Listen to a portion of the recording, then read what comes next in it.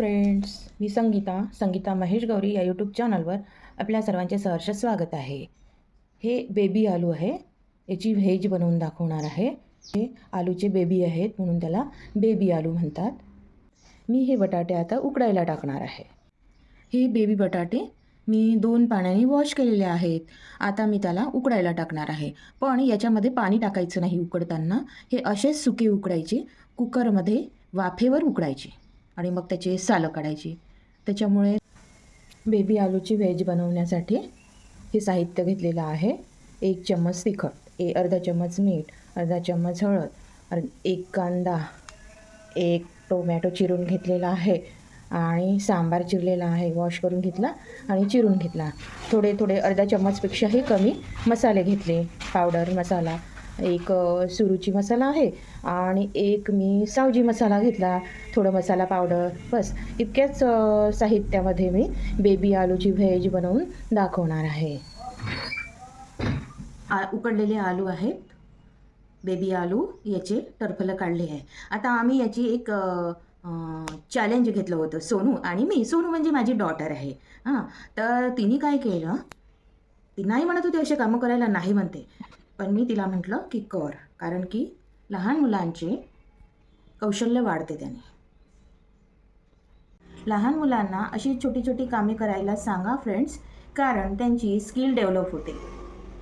त्यामुळे छोटी छोटी कामं केल्याने त्यांचा मेंदू डेव्हलप होतो, त्यांचा व्यक्तिमत्व विकास होतो. म्हणून छोटी छोटी कामे ही घरी लहान मुलांना करायला सांगा. बेबी बटाटे बनवण्यासाठी 2.5 पळी तेल घेतलेलं आहे. थोडंसं मोहरी आणि जिरं याचा तडका देत आहे. ॲक्च्युली मी कधी तडका देत नसते, कारण तो कडवटपणा मला जाणवतो. आता मी कांदा टाकून घेते. कांदा फ्राय करत आहे. त्याच्यामध्ये मी हे बटाटे टाकून घेतले, म्हणजे बटाटेसुद्धा तेलामध्ये फ्राय होतात. हे कांद्यामध्येच हे बेबी बटाटे फ्राय होत आहे. याला तळून घ्यायचे असेच. आता ते तळत आहे म्हणून कांदा मी अर्धवट शिजू दिला, फ्राय होऊ दिला. हे बघा, आता याच्यासोबत कांदा पण फ्राय होत आहे. आता मी याच्यामध्ये टोमॅटो ॲड करते. टोमॅटो ॲड केला याच्यामध्ये. आता हा पण छान गलू द्यायचा याच्यामध्ये. बघा, हे बटाटे फ्राय झालेले आहे आणि याच्यामध्ये जे टोमॅटो 1 टाकलेला आहे ते पण गललेलं आहे. गललेलं म्हणजे फ्राय झालेलं आहे, शिजलेलं आहे. बघा, ते पण छान शिजून गेलेलं आहे. आता मी याच्यामध्ये हे सगळं साहित्य टाकते. याच्यामध्ये आहे तिखट, मीठ, हळद, मसाले हे ॲड करते आणि फ्राय करते. बघा, असे फ्राय करायचे. छान असे फ्राय करायचे. बघा किती छान टेस्टी फूड होते हे. याच्यामध्ये फोडणीमध्ये थोडंसं सांबार ॲड करायचं. सांबार ॲड केला, तो पण फ्राय होऊन निघतो. याच्यामध्ये थोडं मसाल्याचं पाणी ॲड केलं. हे आता छान असं शिजू द्यायचं. कोणी कच्चा मसाला भाजलेला असतो ना, तरी तो पण कच्चा मसाला असा वरून टाकतात. काही प्रोसेस मी पाहिलेलं आहे यूट्यूबवर. तर ते असा मसाला भाजीमध्ये फोडणीमध्ये सोडून देतात रश्श्यामध्ये. ती पद्धत चुकीची आहे. आता आम्ही जरी पातळ रस्सा याच्यामध्ये ॲड केला मसाल्याचा, भांडं धुतलेलं आहे ना, त्याच्यामुळे ते पातळ तर होणारच.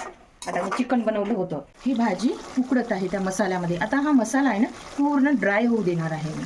पूर्ण ड्राय झाला की तो मसाला शिजला असं समजायचं, म्हणजे तेल सुटते साईडनी. तर तो मसाला हा पूर्ण शिजतपर्यंत मी याला उकडणार आहे. बघा, बेबी आलू फ्राय होत आहे. तेल साईडनी सुटत आहे. ते मसाल्याचं पाणी मी सोडलं ना याच्यामध्ये, तर ते तेल आता सुटत आहे. याचा अर्थ असा होतो की मसाला फ्राय झालेला आहे.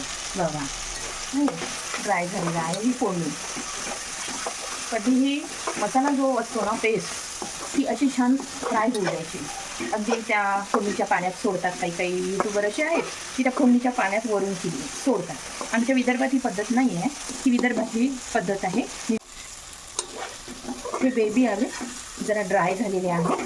तर आता जर तुम्हाला असे सुके ठेवायचे असेल तर तुम्ही सुके पण खाऊ शकता. ते पण खूप सुंदर लागतात आणि टेस्टी लागतात. बघा किती छान टेम्पटिंग दिसते. आता जर तुम्हाला रस्सा पाहिजे असेल तर थोडंसं याच्यामध्ये मी पाणी ॲड करते. जास्त नाही करत. अर्धा ग्लासच, कारण आम्हाला एवढीच भाजी लागत असते. आमच्याकडे कॅन्डिडेट अगदी थोडेसेच आहे. 2 जणांना एवढीच भाजी पुरेशी आहे. आता ही भाजी उकडणार आहे. त्याला उकळी मारू द्यायची, म्हणजे भाजी आपली तयार झाली असं समजून जायचं. आता मी याच्यामध्ये सांबार ॲड करते. बघा किती टेम्पटिंग दिसते. झाला, त्याला उकळी फुटलेली आहे. थोडीशी उकळू द्यायची, मग भाजी आपली तयार. ही भाकरीसोबत खाऊ शकता, पोळीसोबत खाऊ शकता, तोंडी लावू शकता, भातासोबत खाऊ शकता, खिचडीसोबत खाऊ शकता, बाजरीच्या भाकरीसोबत खाऊ शकता. भाकरीसोबत तर एक नंबर भाजी लागते. मला तर खूप आवडते भाकर, पण मला बनवताच येत नाही भाकर. माझी आई खूप छान भाकर बनवत होती. आणि भाकर बनवली ना आमच्याकडे जेव्हा माझी आई होती तेव्हा. माझी आई आता नाही आहे, आई वडील आमचे गेले, म्हणजे वरती गेले. तर माझी आई भाकरी बनवायची ना कधी कधी, आणि लहान वगैरे असताना, तर मी तर दिवसभर जेवण करत होते. दिवसभर भाकरी खायची. अगदी पोट पण फुल असलं ना तरी पण ते ठोसू ठोसू खायचं. बेबी आलूची व्हेज तयार झालेली आहे. डिश बघा सर्व केलेली आहे.